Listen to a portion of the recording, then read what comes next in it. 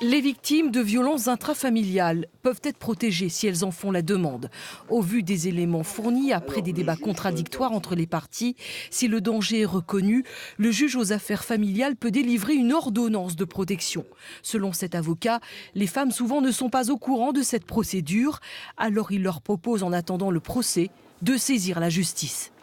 Il peut interdire à l'auteur des violences d'entrer en contact avec la victime. Il peut statuer sur la jouissance du domicile conjugal, sur l'autorité parentale, sur l'interdiction de détenir une arme ou l'obligation de rendre une arme éventuellement.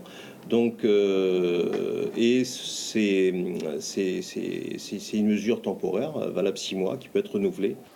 Mettre les victimes sous protection, les victimes femmes, enfants et parfois des hommes. Il y aurait de plus en plus de demandes car les actes de violence se multiplient dans les couples et les familles, mais beaucoup de requêtes sont refusées. Il faut prouver que la personne est réellement en danger et puis derrière, il y a toute une machinerie qui se met en marche pour protéger la personne. Et je pense que c'est un problème de manque de moyens, à mon avis, un manque de moyens matériels et humains pour suivre la victime par la suite.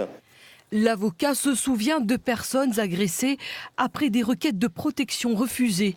Il y a une vraie réflexion à mener, dit-il, pour mieux protéger encore les femmes ou les enfants qui, souvent par ricochet, subissent ces violences.